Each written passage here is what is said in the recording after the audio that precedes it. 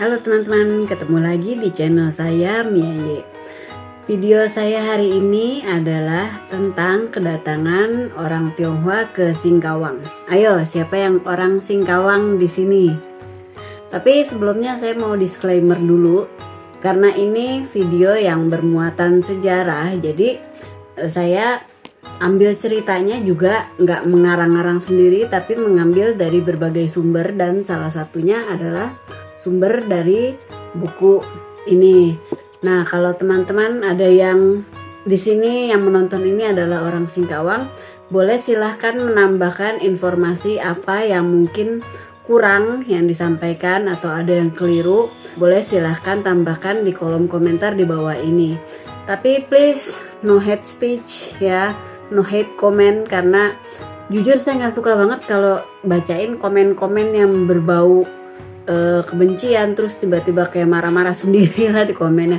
Karena ini menurut saya kan juga bukan channel gosip atau channel yang memprovokasi sesuatu. Ini murni cerita tentang sejarah, budaya, atau kadang-kadang juga yang santai jalan-jalan dan sebagainya gitu. Jadi ya kita serius tapi santai aja lah gitu.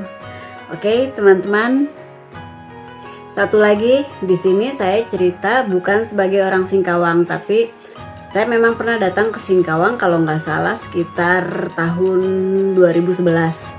Itu untuk jalan-jalan sekalian untuk penelitian kecil-kecilan, karena waktu itu saya bikin bukunya sih akhirnya dituangkan dalam bentuk novel, tapi kan tetap saya harus mengadakan riset gitu. Jadi bukan sekedar cerita karangan, dongeng dan sebagainya, tapi harus ada riset dari berbagai sumber yang ada. Jadi pas saya main ke Singkawang itu, jadi sekalian saya juga meriset kehidupan warga Tionghoa terutama di kota Singkawang itu. Dan ini bukunya. Ada yang udah pernah baca belum? Singkawang merupakan salah satu kota yang ada di Provinsi Kalimantan Barat. Letaknya sekitar 140 km dari kota Pontianak ke arah utara. Kata Singkawang berasal dari bahasa San Keuyong atau dalam bahasa Mandarin disebut Shan Keuyang, Shan gunung, Keu mulut yang artinya mulut sungai, dan Yang lautan dari kata Haiyang. Dan jadi Singkawang maksud artinya adalah daratan yang diapit oleh gunung, sungai, dan laut. Singkawang mempunyai beberapa julukan, antara lain kota Amoy, saking banyaknya amoy-amoy atau gadis-gadis Tionghoa yang cantik yang ada di kota ini, dan juga kota 1000 pakung atau 1000 kuil.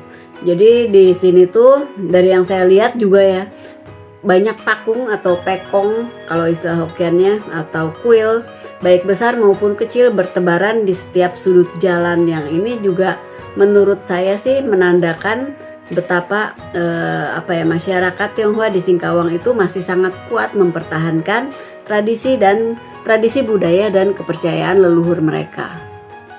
Dari kota ini saya juga mengenal istilah atau singkatan Cidayu. Ini kepanjangannya Cina, Dayak, dan Melayu. Jadi ini adalah 3 etnis besar yang terdapat di kota Singkawang, dan yang terbesar adalah etnis Tionghoa. Para perantau dari Tiongkok datang ke Nusantara sejak berabad-abad yang lalu, tapi tidak ada penelitian atau sejarah yang mengetahui atau menentukan kapan persisnya mereka datang. Nah, begitu juga dengan di Singkawang ini. Dan menurut catatan perjalanan seorang Inggris ke Kalimantan Barat, terutama ke Montrado, ini kota yang berjarak sekitar 30 km dari kota Singkawang atau sekitar 110 km dari Pontianak, yaitu tempat perantau dari Tiongkok menambang emas, menyebutkan bahwa saat kedatangannya dari Singapura dengan kapal laut pada abad ke-18, orang Inggris ini telah menjumpai beberapa rumah orang Tionghoa di Singkawang. Jadi rumah-rumah itu merupakan rumah-rumah yang masih sangat sederhana gitu. Jadi waktu dulu kota Singkawang itu belum berbentuk sebagai kota, masih menyerupai sebuah desa dengan rumah-rumah penduduk yang masih jarang. Jadi pada saat itu di Montrado sudah kedatangan banyak para perantau dari Tiongkok yang bekerja sebagai buruh tambang emas. Jadi atas izin Kesultanan Sambas, mereka melakukan penggalian emas dan hasilnya diperjualbelikan di Singkawang dan kota-kota lain yang ada di Kalimantan Barat. Jadi pada saat itu Singkawang sudah dijadikan sebagai pusat perdagangan hasil penggalian emas dan juga pusat perdagangan hasil bumi oleh para perantau dari Tiongkok. Sebagian dari mereka itu kemudian menetap di sana dan menikahi penduduk setempat sehingga menghasilkan keturunan yang disebut sebagai peranakan Tionghoa. Masih menurut buku ini, jadi sekitar abad ke-13 itu di Singkawang itu udah ada orang-orang Tionghoa, tapi jumlahnya memang masih belum banyak. Tahun 1967 terjadi bentrokan antara militer Indonesia dengan pemberontakan Gerakan Rakyat Sarawak atau PGRS, dan saat itu orang-orang Tionghoa di Indonesia diusir dari daerah Montrado karena diisukan terlibat PKI atau Partai Komunis Indonesia. Akibat dari peristiwa tersebut, akhirnya banyak orang Tionghoa yang berpindah dari Montrado ke Singkawang sehingga menjadikan kota tersebut semakin hari semakin ramai, dan orang Tionghoa yang berada di Singkawang itu sebagian besar adalah orang Hakka. Di Singkawang mereka membangun tempat tinggal dan berdagang sebagai mata pencaharian. Tapi mereka yang jauh dari pusat kota atau daerah pasar, misalnya mereka yang tinggal di daerah pedalaman atau pedesaan, umumnya menggeluti bidang pertanian, kerajinan, peternakan, dan buruh kasar. Mereka yang tinggal di daerah tepi pantai bekerja sebagai nelayan, umumnya ya mayoritas. Seperti yang sudah saya bilang di awal tadi, orang Tionghoa di Singkawang ini masih sangat kuat mempertahankan tradisi, budaya, dan kepercayaan leluhur mereka.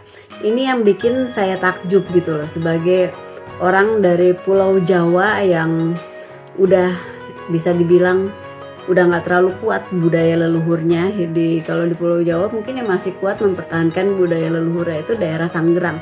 Tapi itu juga mereka udah nggak bisa berbahasa leluhur mereka gitu. Beda sama di Singkawang, mereka kuat mempertahankan budaya leluhurnya dan juga masih fasih berbahasa daerahnya seperti bahasa Ke atau bahasa Hakka gitu.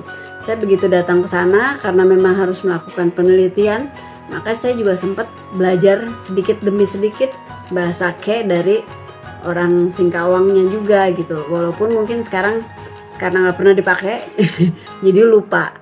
Tapi di situ saya pernah datang yang ke rumah keluarga Chia ya, itu dikasih lihat buku buku silsilah keluarga mereka, dan saya nggak bisa baca karena semuanya ditulis dalam Hanje gitu. Mungkin Hanjenya juga Hanje tradisional gitu, begitu lihatnya udah ya sudahlah gitu. Tapi ya memang salut banget, dan ini sangat menarik buat saya yang memang senang mempelajari kebudayaan Tionghoa gitu. Kapan-kapan kalau ada kesempatan pengen banget main ke sana lagi, karena kalau yang saya lihat di TikTok gitu misalnya udah banyak sekali perubahan dan kemajuan dari kota Singkawang. Jadi saya penasaran seperti apa sih, apa bedanya dengan waktu saya datang tahun 2011 dulu gitu. Nah kalau begitu sekian dulu video singkat saya hari ini. Terima kasih untuk teman-teman yang sudah setia dengan channel ini, yang sudah menonton video ini sampai selesai. Kalau suka jangan lupa subscribe, like, dan kasih komentar yang membangun. Sampai ketemu lagi di video berikutnya. Salam.